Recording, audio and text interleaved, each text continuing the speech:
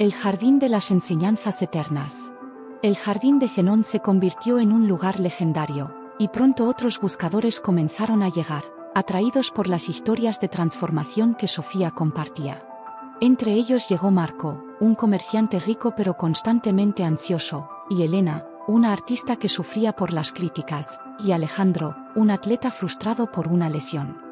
Zenón decidió crear para ellos diferentes espacios de aprendizaje en su jardín mágico. La Gruta de las Sombras. Un día, llevó a sus aprendices a una gruta en el jardín. Las paredes proyectaban sombras de las personas que pasaban fuera. Observen, dijo Zenón. ¿Ven cómo las sombras cambian y se distorsionan? Así son nuestras percepciones y juicios sobre los acontecimientos. La realidad es una, pero nosotros la interpretamos de 1000 maneras diferentes. Marco observaba fascinado cómo las sombras de las nubes pasajeras creaban formas amenazantes, pero al final eran solo nubes. El estanque de la reflexión. Cerca había un estanque cristalino. Zenón pidió a Elena que mirara su reflejo. Cuando el agua está agitada, tu reflejo se distorsiona, explicó. Así ocurre con nuestra mente cuando está perturbada por las pasiones. Pero cuando el agua está calma, el reflejo es claro. Las críticas son como piedras arrojadas al estanque, solo perturban temporalmente la superficie. El árbol de las adversidades. Alejandro encontró consuelo en un viejo roble que había sido golpeado por un rayo pero seguía en pie, más fuerte que nunca. Tu lesión, dijo Zenón, es como ese rayo. Puede parecer una tragedia, pero mira cómo el árbol ha crecido alrededor de su herida, haciéndose más fuerte. Las adversidades no nos definen, nuestra respuesta ante ellas sí.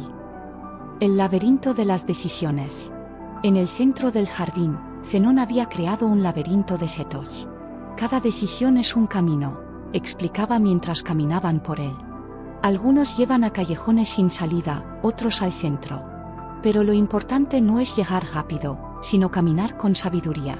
Cada error es una lección. El invernadero de las emociones. En un invernadero especial, Zenón cultivaba plantas que respondían al tacto. Vean cómo esta planta se cierra al tocarla, mostró. Es su naturaleza, como nuestras reacciones emocionales. Pero nosotros, a diferencia de la planta, podemos elegir cómo responder.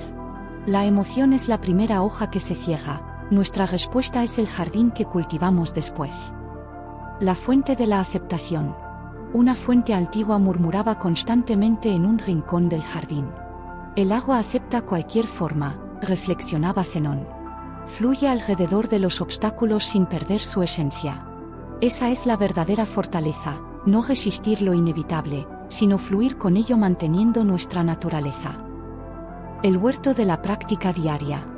Zenón asignó a cada uno un pequeño huerto para cultivar. Aquí aprenderán la lección más importante, dijo. La filosofía no está en los libros sino en la práctica diaria. Cada planta que cultiven les enseñará sobre paciencia, perseverancia y aceptación. Las estaciones del cambio. Conforme pasaba el tiempo, los aprendices vivieron las diferentes estaciones en el jardín. La naturaleza no se resiste al cambio, enseñaba Zenón. Las hojas caen en otoño sin lamentos, la nieve cubre el suelo en invierno sin quejas, las flores brotan en primavera sin prisa, y los frutos maduran en verano sin ansiedad. Cada estación tiene su propósito. Los frutos de la sabiduría.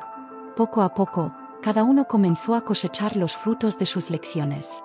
Marco aprendió que su riqueza era tan pasajera como las sombras en la gruta, encontrando paz en lo que podía controlar, sus juicios y acciones.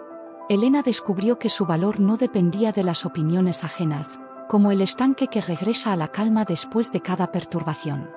Alejandro comprendió que su lesión no era un final, sino una transformación, como el roble que creció más fuerte después del rayo. El legado del jardín. Un día, Zenón reunió a todos bajo el gran roble. Este jardín, dijo, es un reflejo de la vida misma. Cada planta, cada piedra, cada gota de agua enseña una verdad eterna. Pero el verdadero jardín está dentro de ustedes. Lo que han aprendido aquí deben cultivarlo en sus propias vidas. Y así, cada uno de ellos se convirtió en un jardinero de su propia felicidad, comprendiendo que la verdadera sabiduría no está en controlar el mundo exterior, sino en cultivar el jardín interior con paciencia, aceptación y virtud. El jardín de Zenón sigue ahí, dicen algunos, esperando a aquellos que están listos para aprender sus secretos. Pero su verdadero legado vive en cada persona que comprende que la felicidad no es un destino, sino un jardín que cultivamos día a día, estación tras estación, con la sabiduría de aceptar lo que no podemos cambiar y el valor de cambiar lo que sí podemos. Y así, la historia del jardín continúa, floreciendo en cada nuevo corazón que aprende sus lecciones eternas.